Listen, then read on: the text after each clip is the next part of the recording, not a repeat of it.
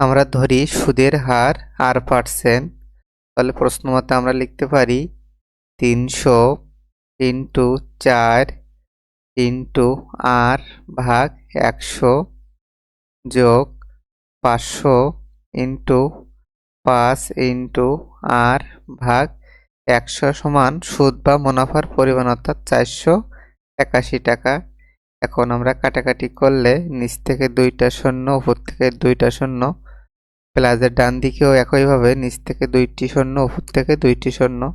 তাহলে আমাদের এখানে থাকবে 3 এর সাথে 4 গুণ করলে 12r প্লাস 5 এর সাথে 5 গুণ করলে 25 ইন্টু r অর্থাৎ 25r সমান 481। 12 এবং 25 যোগ করলে আমরা পাবো 37r সমান 481।